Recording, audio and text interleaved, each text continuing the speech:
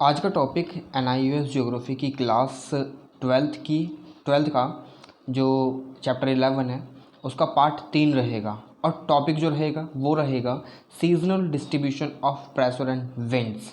ठीक है, यहाँ पर हम विंड्स के बारे में पढ़ेंगे और सीजनल डिस्ट्रीब्यूशन तो हमने ऑलरेडी पढ़ लिया, बट मैं एक रेफरेंस दे दूंगा सो दैट कि क्योंकि हमने जो हमारा फर्स्ट पार्ट था ना उसमें काफ़ी डिटेल में पढ़ लिया कि सीजनल डिस्ट्रीब्यूशन जो होता है प्रेशर का वो किस तरीके से होता है। तो मैं ज़्यादा इस बारे में डिस्कस नहीं करूँगा, but we will be learning about the winds कि कैसे ये वैरी करती हैं, सारी चीज़ें हम पढ़ने वाले हैं। ठीक है, कितने प्रकार की विंड्स पाई जाती हैं वगैरह वगैरह। ठीक है, तो चलिए चालू करते हैं वीडियो को। मगर अगर आपने अभी तक चैनल को सब्सक्राइब नहीं करा तो सब्सक्राइब कर दीजिए और अपने दोस्तों के साथ भी ज़रूर शेयर कीजिए सो दैट कि उनको भी थोड़ा सा बेनिफिट मिल सके। ठीक है, तो चलिए चालू करते हैं वीडियो को। स्वागत है आपका इन्फॉर्मेशन ज्ञान में। मैं हूं आपका दोस्त अरुण।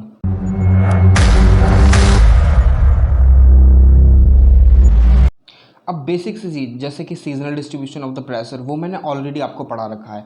दूसरी चीज़ कोरियोलिस फोर्स मैंने आपको पढ़ा रखी है, किस प्रकार की होती है और कैसे काम करती है कोरियोलिस फोर्स। और जो विंड सिस्टम में जो प्लानिटरी विंड्स होती हैं जैसे कि westerlies, polar winds, easterlies, north easterly और साउथ ईस्टर्ली, ट्रेड विंड्स हम जिन्हें बोलते हैं। ठीक है, तो वो सारी विंड्स हमने जो है पढ़ ली हैं ऑलरेडी और मैंने आपको पढ़ाई थी। ठीक है, लास्ट टू जो पार्ट्स रहे हैं वीडियो के उसमें, इस चैप्टर के जो 2 पार्ट्स रहे हैं उसमें मैंने आपको काफ़ी डिटेल में समझाएंगे वो विंड्स। मगर फिर भी हम यहाँ पर आज थोड़ा सा रेफरेंस देख लेंगे कि आखिरकार कौन कौन सी जो महत्वपूर्ण इन्फॉर्मेशन है जो हमसे स्किप हो गई थी उस टाइम, वो हम यहाँ पर देखेंगे। ठीक है, तो चलिए चालू करते हैं। अब देखिए सबसे पहले हम पढ़ने वाले हैं seasonal distribution of the pressure. अब ये क्या है ये मैंने आपको ऑलरेडी पढ़ा दिया। जैसे कि मैंने आपको बताया था ये जो चीज़ें हैं, देखिए मैं दिखाता हूँ 1 मिनट।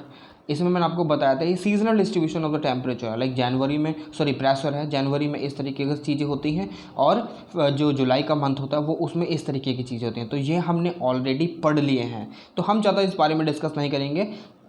ठीक है, आपको भी ये लगेगा कि सर बार बार रिपीट कर रहे हैं एक ही चीज़ को। ठीक है, तो इसलिए हम इसको स्किप कर देंगे। अब हम बात करते हैं प्रेशर ग्रेडियंट एंड विंड्स के बारे में। ठीक है, विंड्स हम पढ़ने वाले हैं काफ़ी डिटेल में। ठीक है, यहाँ पर हमने प्रेशर ग्रेडियंट और विंड्स पढ़ लिया था जब मैंने आपको चार्ट समझाया था आइसोबार्स का। ठीक है, तो वहाँ पर मैंने आपको बताया था प्रेशर ग्रेडियंट के बारे में। ठीक है, क्या होता है प्रेशर ग्रेडियंट, चलिए आप मुझे कमेंट बॉक्स में कमेंट कर बताइए। ठीक है, मैं आपको बता देता हूँ। देखिए यहाँ पर कुछ एक पॉइंट है प्रेशर ग्रेडियंट के बारे में जो वहाँ पर मैंने आपको समझाया था, मगर उस समय पर जो चार्ट मैंने आपको दिखाया था ना वो मतलब थोड़ा सा हटके था। हटके यानी उसमें चीज़ें जो है प्रॉपर तरीके से रिप्रेजेंट नहीं होती, बट यहाँ पर है हमारे पास। ये देखिए ये स्टीप प्रेशर ग्रेडियंट है जहाँ पर लाइक मैं बता देता हूँ चेंज इन आइसोबार्स जब भी ये आइसोबार एकदम क्लोजली एसोसिएटेड होती हैं और इनमें फिर हमें देखने के लिए मिलता है स्टीप चेंज। और जब भी ये दूर दूर असाइन होती हैं, दूर दूर होती हैं अपने एक दूसरे से, लाइक आइसोबार का मतलब ये है कि जो जहाँ जहाँ ये लाइन कनेक्ट करेंगे ना वहाँ पर सेम ही प्रेशर पाया जाएगा। तो जहाँ पर हमें क्लोजनेस इनकी दिखती है वहाँ पर होता है steep pressure gradient. And whenever we see there are certain amount of distance between the isobars और अमंग द आइसोबार्स, तो यहाँ पर हम देखते हैं कि फिर क्या है कि हमें जेंटल जो प्रेशर ग्रेडियंट है वो हमें देखने के लिए मिलता है। तो ये बात मुझे आपको समझानी थी। ठीक है, जैसे कि यहाँ पर लो प्रेशर है और ये हाई प्रेशर है। One thing that you always have to remember that is the जो विंड होती है ना वो हमेशा हाई टू लो ट्रैवल करती हैं, एवरीथिंग। ठीक है, तो यहाँ पर यही चीज़ हमें देखनी है। लास्ट जो क्लास थी हमने उसमें भी यही सारी चीज़ें पढ़ी थी। ठीक है, अब बात करते हैं कोरियोलिस फोर्स की। कोरियोलिस फोर्स क्या होती है भाई? कोरियोलिस फोर्स तो मैंने आपको समझा दी थी, अगर नहीं आपने देखी है तो उसका जो वीडियो है लाइक लास्ट जो पार्ट्स हैं उनकी जो लिंक है वो मैं नीचे दे दूँगा। ठीक है, वहाँ से आप डायरेक्टली रीच आउट कर सकते हैं और वहाँ से आप ईजिली वॉच कर सकते हैं। ठीक है, तो यहाँ पर कोरियोलिस जो फोर्स है जिन्होंने इसका उद्घाटन करा था, जिन्होंने इसको इन्वेंट करा था वो थे गैस्पेव डी कोरियोलिस। 1844 में इनके द्वारा इस कोरियोलिस फोर्स का उद्घाटन या इन्वेंशन करा गया था। ठीक है, अब कोरियोलिस फोर्स क्या होती है मैं बिल्कुल नहीं समझाऊंगा, आपको वो वीडियो जरूर जाकर देखनी पड़ेगी, खास करके लास्ट पार्ट जो है। ठीक है, कोरियोलिस इफेक्ट जो है उसको कोरियोलिस यानी इन्हीं के नाम पर इसको जो है ना नाम दिया गया था, कोरियोलिस फोर्स और कोरियोलिस इफेक्ट, जो अर्थ की रोटेशन से हमें देखने के लिए मिलता है। ठीक है, अब ये जो कोरियोलिस फोर्स होती है ना ये कहीं ना कहीं जो इक्वेटर लाइन होती है इसकी बात कर रहा हूँ। देखिए इक्वेटर कहाँ गई, just a second let me show you. ये है इक्वेटर, यहाँ पर कोरियोलिस फोर्स जो है वो जीरो होती है, नील नील बटे सन्नाटा, ठीक है। तो यहाँ पर ये चीज़ देखिए, कुछ जो लोकल लैंग्वेजेस में मैं यूज़ कर लेता हूँ कभी कभी, ठीक है। तो यहाँ पर जो इक्वेटर होती है वहाँ पर ये जो है ना, मतलब एकदम जीरो होती है कोरियोलिस फोर्स। वहाँ से आप जो ना लाइक पता ही नहीं लगा सकते कि जो कोरियोलिस फोर्स यानी एक्ट हो कर रही है या नहीं कर रही है। But whenever you move towards the poles, तो आपको वहाँ पर देखने के लिए मिलेगी कि हाँ कोरियोलिस फोर्स जो है ना कहीं जो है, ठीक है। तो ये चीज़ हमें देखने के लिए मिलती है, ठीक है। तो ये चीज़ आपको समझ में आई कि कोरियोलिस जो फोर्स होती है वो इक्वेटर पर जीरो होती है। जब भी हम पोल्स की तरफ फिर बढ़ना चालू कर देते हैं, इक्वेटर से पोल्स की तरफ, लाइक ये पृथ्वी हमारी ये इक्वेटर है, यहाँ से हम पोल्स की तरफ जाएंगे, नॉर्दर्न पोल्स ये है, ये सादर्न पोल्स है। तो यहाँ पर हमें कोरियोलिस फोर्स का जो इफेक्ट है वो हमें इंक्रीज होता हुआ दिखाई पड़ता है, ठीक है। ये बात आपको ध्यान रखनी है, ठीक है।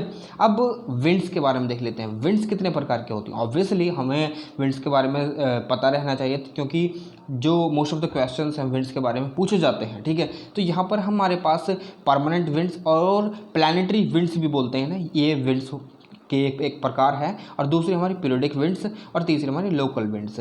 लोकल विंड्स काफ़ी सारी हैं, ठीक है। लाइक हमारे यहाँ पर जो है ना समर में एक विंड चलती है, that is the northern parts of the India. तो वहाँ पर उसको बोला जाता है लू, ठीक है, आपको पता होगा, ठीक है। पाकिस्तान में भी इसको सेम ही नेम से डेजिग्नेट करा जाता है, ठीक है।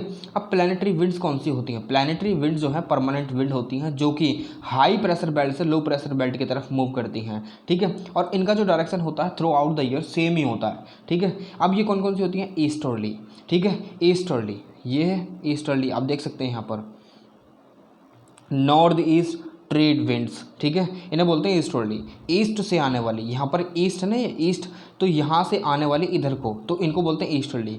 ये है साउथ ईस्टर्ली, ठीक है। इन्हीं को ट्रेड विंड्स बोला जाता है, इन्हीं को ट्रेड विंड्स बोला जाता है। क्योंकि जब स्टीम इंजन या कोई भी जो इंजन थे ना पानी के जहाज वाले, वो इन्वेंट नहीं होते, तो उस समय पर क्या होता था, पतवार बांधकर जो नाव हुआ करती थी और जो जहाज हुआ करते थे बड़े बड़े, पतवार बांधते थे, कपड़ा बांधते थे, और फिर जब ये विंड चलती थी ना उसी समय पर ट्रैवल करा जाता था, ताकि जो ट्रैवल करने में थोड़ी सी आसानी मिल सके। और जब ये हवाएं चलती हैं तो कहीं ना कहीं उनको फिर जहाज जो है आसानी से आगे बढ़ सकता है। फिर उसमें जो ना वो जो चप्पू चलाते हैं ना, वो ज़्यादा चलाना नहीं पड़ता, फिर ईजिली जो जहाज की जो स्पीड है वो भी इंक्रीज हो जाती है। तो इनको ज़्यादातर जो है ना जो समुद्री आवागमन में जो है यूज़ करा जाता था, ठीक है। तो इसीलिए इन्हें साउथ ईस्ट ट्रेड विंड्स बोला जाता है, ट्रेड विंड्स, क्योंकि इन्हीं के द्वारा ज़्यादातर ट्रेड व्यापार वगैरह भी हुआ करते थे, ठीक है। ये बात आपको समझ में आ गई, ठीक है। शायद मैंने आपको ये बात पहले नहीं बताई थी। देखिए कभी कभी दिमाग में कोई चीज़ नहीं होती, ठीक है, क्योंकि एक साथ काफ़ी सारी चीज़ें जो है ना याद रखनी पड़ती हैं।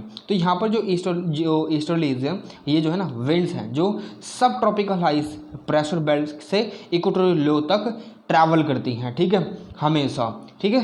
ये चीज़ आपको ध्यान रखनी है। और as the trade winds tend to blow mainly from the east, they also called as tropical easterlies. इनको ट्रॉपिकल ईस्टर्लीज भी बोला जाता है। अब वेस्टर्लीज की बात कर लेते हैं।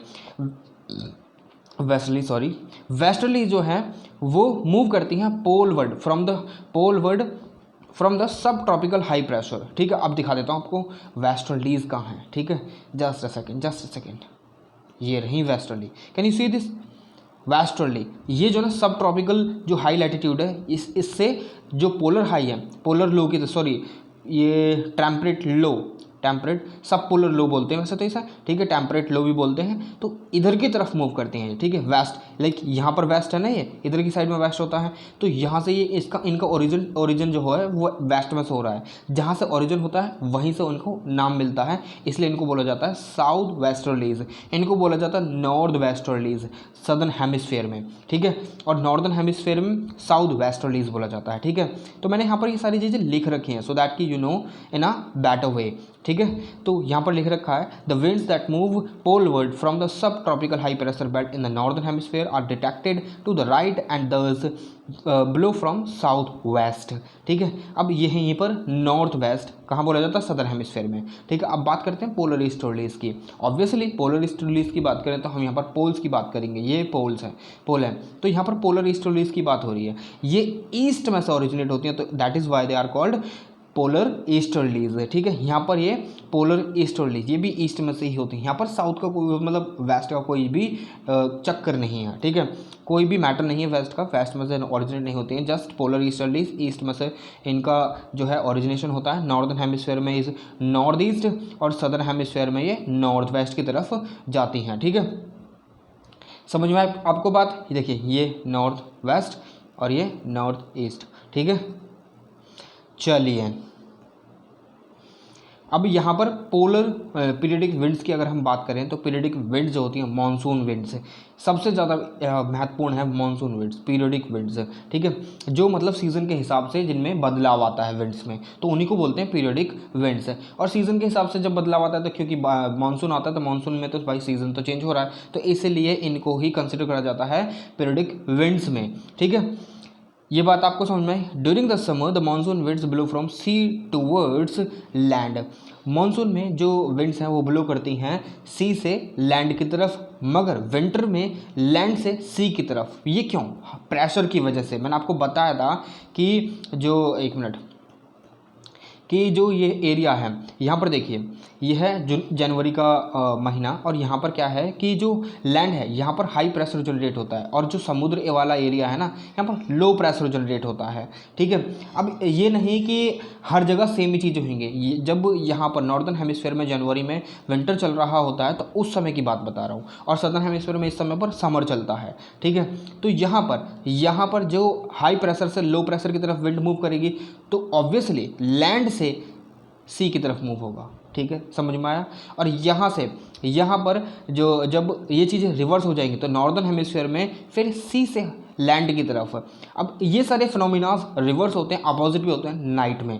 नाइट में क्या होगा कि गर्मियों की बात करें, समर की बात करें, यहाँ पर समर की बात कर लेते हैं। समर में क्या होता है कि जो ये वाला एरिया है ना वो जल्दी मतलब रेडिएट हो जाता है, उसके बाद जो है ना जो इसकी रेडिएशन है सब निकल जाती है, वह ठंडा हो जाता है फिर आराम से, और यहाँ पर जो है ना लो प्रेशर क्रिएट हो जाता है, लो प्रेशर क्रिएट हो जाता है। तब ये वाला फिनोमिना जो यहाँ पर चल रहा है ना जनवरी में चलता है, वो हमें रात को यहाँ पर देखने के लिए मिलता है समर में, ठीक है।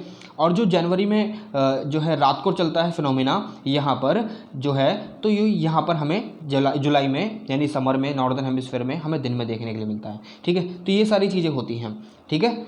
चलिए, अब ये देखिए मैंने आपको बताया तो ये वाला फिनोमेना और ये वाला फिनोमेना, मगर आपको जो ना अगर ये फिनोमेना समझना है तो आपको जो पिछले पार्ट्स है ना, या पहला पार्ट जो है वो बहुत ही ज़्यादा महत्वपूर्ण है, वो आपको देखना पड़ेगा क्योंकि उसमें मैंने आपको ये वाला चार्ट समझाया है, ठीक है। चलिए, कि कैसे कैसे क्या क्या चीज़ होती है। अब बार बार मैं अगर मैं रिपीट करूँगा तो आप भी बोर हो जाएंगे, क्योंकि जब मैंने ऑलरेडी पढ़ा रखा था, आप एक बार उसको जाकर देख लीजिए ना, that will be much better for you as well, ठीक है। अब ट्रेडिशनली ये जो विंड्स होती हैं, winds were explained as the land and sea breezes. इनको लैंड और सी ब्रिज बोला जाता है, जो लैंड से ओरिजिनेट होती है और जो सी से ओरिजिनेट होती है। लाइक यहाँ पर अगर हम बात करें तो हाई प्रेशर से लो प्रेशर की तरफ ट्रैवल करती हैं विंड, ठीक है। क्यों? क्योंकि यहाँ पर जो लो प्रेशर जनरेट होता है ना समुद्र के ऊपर, कब लो प्रेशर जनरेट होता है आप मुझे बताइए? जब समुद्र गर्म होता है, ठीक है, और लैंड ठंडी होती है, ठीक है। तो यहाँ पर जो समुद्र के ऊपर जो हवा है वो एक्सपेंड होती है और असेंड हो जाती है, ठीक। असेंड हो जाने के बाद यहाँ पर कंडेंसेशन प्रोसेस होती है, बारिश भी होने लग जाती है फिर, ठीक है। अब ये सारी चीज़ें कब होती हैं? लैंड कब ज़्यादा ठंडी रहती है? विंटर सीजन में, नॉर्दर्न हेमिस्फीयर में, ठीक है। विंटर सीजन में ठंडी रहती है और समुद्र उसके मुकाबले, लैंड के मुकाबले गर्म रहता है, ठीक है।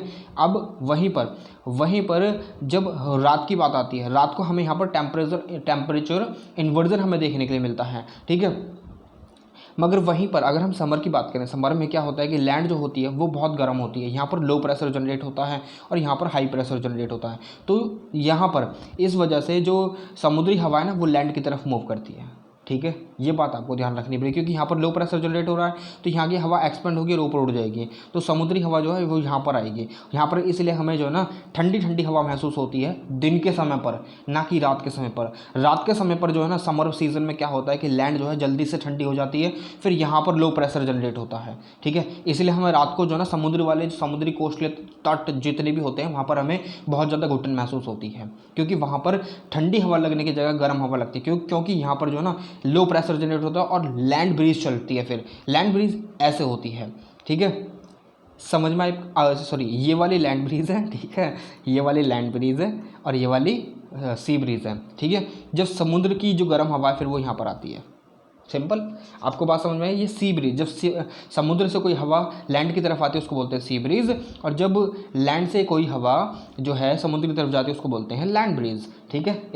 इतनी बात आपको समझ में आई? ठीक है, चलिए समझ में आ गई। अगर नहीं समझ में आई तो आप वीडियो को दोबारा से रिपीट कर कर देख सकते हैं। अब देखिए लोकल विंड्स भी काफ़ी प्रकार की होती हैं। ये खाली एक स्मॉल एरिया को ही अफेक्ट करती हैं, जस्ट लाइक पाकिस्तान का एरिया और इंडिया का एरिया। और एल्प्स माउंटेन की तरफ भी कोई एक विंड बहती है, that is the mistral I think, और फाहिन। और नॉर्दर्न अमेरिका में भी एक विंड बहती है, that is the Chinook wind, ठीक है, ये वाली, ठीक है, ये वाली, ठीक है। अब ये लैंड ब्रीज और सी ब्रीज तो मैंने आपको बता दिया। अब माउंटेन ब्रीज और वैली ब्रीज किसे बोलते हैं? देखिए माउंटेन ब्रिज और वैली ब्रीज काफ़ी एक इंटरेस्टिंग कॉन्सेप्ट है। ये नहीं, जस्ट अ सेकेंड, ये वाला, हाँ। तो देखिए माउंटेन ब्रिज की अगर हम बात करें, तो अगर गर्मियों की बात करें तो ये जो एरिया है ऊपर वाला एरिया, तो ये ज़्यादा इंसुलेशन रिसीव करेगा, तो ये वाला गर्मी में क्या होगा, ये जल्दी से गर्म हो जाएगा और ये ठंडा रहेगा, ठीक है। जब ये ठंडा रहेगा तो यहाँ पर हाई प्रेशर होगा। ये वाली हवा जो है यहाँ पर ये इंसुलेशन हो रहा है तो ये एक्सपेंड होगी, ऊपर उठेगी। ऊपर उठने के बाद क्या होगा, ये ठंडी हो जाएगी ऊपर जाकर, फिर ये नीचे से डिसेंड होगी तो यहाँ पर जगह ले लेगी, फिर ये वाली हवा ऊपर चली जाएगी, जैसे कि यहाँ जा रही है, देखिए यहाँ जा रही है ये, ठीक है, यहाँ जा रही है, ये वाला देखिए कॉन्सेप्ट आप। तो यहाँ पर हो रही है ना ये सारी चीज़ें, तो जब ये सारी चीज़ें यहाँ पर होंगी ना तो यहाँ पर ये वैली ब्रीज कहलाएगी, ठीक है। जब रात होगी तो ये वाला एरिया बहुत जल्दी ठंडा हो जाएगा और ये वाला एरिया कम ठंडा रहेगा। तो क्या होगा कि यहाँ पर क्या होगा कि लो प्रेशर जनरेट हो जाएगा। अब ये वाली हवा असेंड होगी ऊपर की तरफ, ठीक है, रात की बात बता रहा हूँ, रात की बात असेंड होगी ऊपर की तरफ। ये वाली जो ठंडी हवा है जो यहाँ पर बहेगी, क्योंकि यहाँ की जो ज़मीन है जल्दी ठंडी हो गई, अब ये जो ज़मीन है ये इसकी तरफ मूव करेगी, तो यहाँ पर हमें जो है माउंटेन ब्रीज हमें देखने के लिए मिलेगी वैली की तरफ, ठीक है। तो ये सारी चीज़ें हमें यहाँ पर देखने के लिए मिलती हैं, इन्हीं को बोलते हैं टेम्परेचर इन्वर्जन भी, ठीक है। मगर टेम्परेचर इन्वर्जन हमने ऑलरेडी पढ़ लिया, अगर आपने नहीं देखा तो ऑलरेडी आप देख सकते हैं, ऑलरेडी जो वीडियो है इसके रिगार्डिंग भी अपलोडेड है, ठीक है। अब हॉट विंड्स की बात करते हैं। हॉट विंड्स भी काफ़ी प्रकार के होते हैं, जैसे कि लू, फोहिन, चिनूक, ठीक है। अब लू जो है वो तो नॉर्दर्न प्लेन ऑफ इंडिया में देखने के लिए मिलते हैं, पाकिस्तान में देखने के लिए मई और जून के महीने में, ठीक है। फोहिन जो है वो भी एक जो है हॉट विंड है, जो एल्प्स माउंटेन रेंजेस की तरफ देखने को मिलते हैं। एल्प्स माउंटेन जो है वो इटली में पाए जाते हैं, ठीक है। कहाँ है एल्प्स माउंटेन? यही है, हाँ शायद यही है, ठीक है। यहाँ से ये विंड चलती है, ये मेडिटेरियन सी मान लीजिए, ठीक है, मेडिटेरियन सी है क्योंकि वहीं पड़ता है ये इटली, ठीक है। यहाँ से हवा चलती है तो यहाँ पर ये बहुत सारा मतलब कंडेंसेशन प्रोसेस भी होती है काफ़ी सारी। जब यहाँ पर धूप पड़ती है तो यहाँ पर ऊपर चला जाता है और ये सब, फिर जब ब्रीज चलती है तो यहाँ पर ये बारिश होती है। जब ये बादल जो होते हैं माउंटेन से टकराते हैं तो यहीं पर बरस जाते हैं, तो यहाँ पर ये तो बरस गए। अब ये माउंटेन में जितनी जो प्रेसिपिटेशन होना था हो गया, ठीक है। अब इनकी ह्यूमिडिटी कैपेसिटी जो है, लाइक इनके जो पानी कैरी करने की, वाटर वेपर कैरी करने की क्षमता है वो रिड्यूस होगी। फिर ये जब यहाँ से यहाँ तक जाएंगे ना तो ये सूखे बादल जाएंगे और फिर यहाँ पर चलेगी गरम गरम हवा, ठीक है। यहाँ तो बरस गई है, यहाँ तो ठंडक पहुँचा दी, बट यहाँ पर जो चलेगी ना, जो हवा चलेगी वो गर्म चलेगी, इसी को बोलते हैं फिर लीवर्ड साइड। ये है विंडवर्ड साइड, विंड की डायरेक्शन में, ठीक है। विंड तो यहाँ पर आकर टकरा गई और ख़त्म हो गई, फिर इसके पीछे जो हवा चलेगी ना इसको बोलते हैं लीवर्ड साइड, ठीक है, लीवर्ड साइड, ठीक है। ये बात आपको समझिए। अब माउंटेन रेंजेस दिखा देता हूँ आपको कहाँ पर है। ये वाली बात कर रहा था मैं, ये वाले एल्प्स माउंटेन है, ये है इटली, ठीक है, ये इटली है और ये मेडिटेरियन सी है यहाँ पर, ठीक है, ये ब्लैक सी है। ये बात आपको समझिए। ये अटलांटिक ओशियन है, ठीक है, ये नॉर्दर्न सी है, ये बे ऑफ बिस्के है शायद, है ना। और ये हमारा आइलैंड, ठीक है, जिसमें एक और ब्रिटिश का एक आइलैंड है, मैं नाम बोल रहा हूँ, स्कॉटलैंड नहीं है, हाँ शायद स्कॉटलैंड ही, आप देख लीजिएगा, ठीक है, एक बार। तो यहाँ पर ये ब्रिटिश आइलैंड है, ठीक है। अब ये है शायद नॉर्वे, ठीक है, ये नॉर्वे है, ठीक है, ये है स्वीडन, ये है फिनलैंड, ठीक है। ये स्कैंडिनेवियन कंट्रीज़ हैं, ये साइबेरियन कंट्रीज़ हैं जो रसिया के ऊपर आती हैं, ठीक है। साइबेरियन नाम तो सुना होगा, ठीक है। चलिए अब ये तो बात आपने समझ ली, ठीक है, फोहिन के बारे में। एल्प्स माउंटेन देख लिए, इटली में पाए जाते हैं, ठीक है, मतलब यूरोप में पाए जाते हैं, इतने बात आप ध्यान रखिएगा। यूरोप एक कॉन्टिनेंट है। चिनूक विंड जो है वो यूएस में पाई जाती है। चिनूक विंड जो है ना, जो यूएसए में जो चिनूक विंड बहती है लाइक रॉकी माउंटेन के बाद, तो यहाँ पर ये जो ना मतलब ड्राई विंड होती है, ये पूरी की पूरी बर्फ़ जो पड़ती है ना विंटर के मंथ में सबको पिघला देती है, एकदम गर्म हवा चलती है एकदम तगड़ी वाली, ठीक है। तो इसी को बोला जाता है गर्म हवा, जो कहीं ना कहीं जो यूएसए की बर्फ़ की चादर है उसे हटा देती है बिल्कुल ही। इसको बोलते हैं चिनूक विंड, ठीक है। चिनूक एक हेलीकॉप्टर भी है, लाइक हेलीकॉप्टर आपने देखा होगा केले के शेप में, ठीक है, केले की शेप में आपने कभी कभी देखा होगा उड़ता हुआ, तो वो चिनूक हेलीकॉप्टर होते हैं, ठीक है। तो यही होती है चिनूक विंड, ठीक है। ये देखिए यहाँ पर ऐसे ही जैसे कि जो फ़हीन है ना, ये वाली फ़हीन, तो ऐसे ही चिनूक विंड है, ठीक है, जो यूएसए में पाई जाती है। ये है विंडवर्ड साइड और ये है लीवर्ड साइड, ठीक है। विंडवर्ड साइड रॉकीज़ माउंटेन से जब ये टकराती है तो उसके बाद ये रॉकीज़ माउंटेन के बाद तो वर्षा हो जाती है, लाइक वर्षा जो बारिश होती है, प्रेसिपिटेशन बोलते हैं, ठीक है, वो तो हो जाती है। उसके बाद जब ये ट्रैवल करती है ना तो खाली ड्राई ट्रैवल करती है, तो इसीलिए उस टाइम पर इसमें मॉइस्चर नहीं होता। जब मॉइस्चर नहीं होता तो एकदम हवा जो होती है एकदम, जब मॉइस्चर जो है उसकी कैपेसिटी लाइक मॉइस्चर जब है ही नहीं तो उसके अंदर फिर ठंडी होने की क्षमता भी नहीं होगी, तो ऑब्वियसली, ठीक है। तो इसलिए यहाँ पर ये गरम गरम हवा बहती है फिर, ठीक है। इसलिए इसको बोलते हैं हॉट विंड्स। हॉट विंड्स में ही इसको कंसीडर करा जाता है, ठीक है, चिनूक विंड्स को, चिनूक विंड को, ठीक है। एक पर्टिकुलर विंड है, नॉट विंड्स, ठीक है। अब यहाँ पर बात करते हैं दूसरे की, कोल्ड विंड की बात करते हैं। Cold wind मिस्ट्रॉल। मिस्ट्रॉल एक ही प्रकार की विंड नहीं है, देखिए यहाँ पर देखिए काफ़ी वैरायटीज़ हैं। लाइक जो चिनूक विंड है, जो कोल्ड विंड है, इसको पैम्पेरो भी बोलते हैं और गर्गिले भी बोलते हैं, बोरा, टैरामोंटेन, मिस्ट्रॉल, और जो वार्म विंड्स हैं फ़हीन है, चिनूक, जोंडा, लू, सिरोको, ये विंड्स हैं। आप अगर चाहें तो अपनी जो किताब में दी है, जो आपकी किताब में मैंने उतनी एग्जाम्पल दी है, ठीक है। बाकी जो एक्स्ट्रा एग्जाम्पल हैं वार्म एंड कोल्ड विंड के, वो यहाँ पर हैं, आप देख सकते हैं, ठीक है। ये जो हैं आप देख सकते हैं इनके नाम, देखिए फ़हीन यहाँ पर बहती है, ठीक है, मिस्ट्रॉल यहाँ पर बहती है, ठीक है, जो चिनूक विंड है वो यहाँ पर बहती है, सेंटा आना यहाँ पर बहती है, पॉम्पीरो जो कोल्ड विंड है यहाँ पर बहती है, जोंडा यहाँ पर बहती है, और बस्ट्रॉल्स यहाँ पर बहती है, लू तो हमारी पता ही है, और काराबुरान यहाँ पर बहती है, बुरान यहाँ पर बहती है, और बोरा यूरोप में बहती है, ठीक है, बिल्जार्ड यहाँ पर बहती है, ठीक है। ये चीज़ है कोल्ड और कौन सी, वार्म विंड के, ठीक है। अब यहाँ पर ये मिस्ट्रॉल, कोल्ड विंड तो आप जानते ही हैं, ठीक है, समझ गए, ठीक है। चलिए नहीं जानते तो ये पढ़ लीजिएगा, बहुत आसान है, ठीक है। सिंपल सी जो चीज़ें हैं यहाँ पर आपको मैंने कवर करके बता दी हैं। देखिए ये रॉकीज़ है, ये रॉकीज़ है पूरी की पूरी जो माउंटेन श्रृंखला है, ठीक है। नॉर्दर्न अमेरिका है ये, ध्यान रखिएगा, ठीक है। इसी को नॉर्दर्न अमेरिका बोलते हैं। जो 15 स्टेट्स हैं, यूनाइटेड स्टेट्स को स्टेट्स भी बोला जाता है। कभी आप सुनेंगे ना कि I just planning to go to States, तो यहाँ पर स्टेट्स का मतलब है यूनाइटेड स्टेट्स, ओके। तो ये चीज़ आपको ध्यान रखनी है, छोटी छोटी चीज़ें होती हैं, ठीक है। अब ये जो विंड सिस्टम आप देख रहे हैं यहाँ पर, ये इंटरट्रॉपिकल कन्वर्जेंस जोन भी बोलते हैं, इसे ITCZ बोलते हैं, ठीक है। यहाँ पर दो अलग अलग विंड जो है कन्वर्ज आकर होती हैं और यहाँ पर एक लो प्रेशर जोन बनता है, ठीक है। अब जब धरती इस तरफ घूमती है ना तो कोरियोलिस फोर्स जब जनरेट होता है, लाइक घूमने के साथ ही जनरेट हो जाता है, तब इससे क्या होता है कि जो विंड जो है ना अपनी जो डायरेक्शन है मूवमेंट की उससे डिफ्लेक्ट हो जाती हैं, ठीक है। सदर्न हेमिस्फेयर में लेफ्ट की तरफ डिफ्लेक्ट होती हैं विंड्स, और जो नॉर्दर्न हेमिस्फीयर है उसमें राइट की तरफ डिफ्लेक्ट होती हैं विंड्स, ठीक है। जब ये विंड्स क्रॉस कर इक्वेटर को यहाँ पर ट्रैवल करेंगे ना तब ये कहलाई जाएंगी वेस्टर्लीज, ठीक है। ये बात आपको समझ में आ गई, ठीक है। फिर यहाँ पर जो ईस्टर्लीज हैं, पोलर ईस्टर्लीज यहाँ पर हमें देखने के लिए मिलती हैं, ठीक है। इनको ट्रॉपिकल ईस्टर्लीज भी बोलते हैं, ठीक है, जो ट्रेड विंड्स हैं, north eastern trade winds and south eastern trade winds. Coriolis force समझ में आ गई, ठीक है। चलिए, तो ये थी पूरी क्लास आपकी, जो टाइप्स ऑफ विंड्स और seasonal distribution of the temperature, और आपकी विंड्स कितने प्रकार की होती हैं, प्रेशर ग्रेडियंट, कोरियोलिस फोर्स, तो ये सारी चीज़ें मैंने आपको समझा दी हैं। अब अभी भी आपके मन में अगर कोई भी क्वेरी होती है तो do let me know in the comment box. आप मुझे डायरेक्ट इंस्टाग्राम पर भी मैसेज कर सकते हैं, ठीक है, या फिर आप मुझे कमेंट बॉक्स में, यूट्यूब के नीचे कमेंट बॉक्स आता है वीडियो के नीचे, वहाँ पर भी आप मुझसे कुछ भी पूछ सकते हैं। लाइक आपका कोई भी क्वेश्चन है तो आप मुझसे डायरेक्टली आस्क कर सकते हैं, ठीक है। आई रिप्लाई, ठीक है, मैं आपको रिप्लाई ज़रूर करूँगा। फेसबुक पर भी आप मुझसे कनेक्ट हो सकते हैं, टेलीग्राम पर भी, ठीक है, जिसका लिंक मैंने नीचे ऑलरेडी कमेंट बॉक्स में दिया है। टेलीग्राम का लिंक अगर आप वहाँ से नहीं ज्वाइन कर पाते हैं तो ईजिली आप जो है ना अबाउट पेज पर जाइएगा चैनल के, ठीक है, वहाँ पर आपको टेलीग्राम का लिंक मिल जाएगा, वहाँ से आप डायरेक्टली ज्वाइन कर सकते हैं, ठीक है। तो अभी फ़िलहाल के लिए इतना ही, ठीक है। अगर आपको कोई भी क्वेरी है तो ज़रूर पूछिएगा, ठीक है, मैं हूँ आपको सपोर्ट करने के लिए, ठीक है, आपकी सक्सेस में, आपके एग्ज़ाम्स में, ठीक है। कोई भी परेशानी होती है पूछ लीजिए, ठीक है। चलिए फिर मिलते हैं आपसे एक और वीडियो में एक और नई इन्फॉर्मेशन के साथ, तब तक के लिए विदा लेना चाहूँगा। जय हिंद।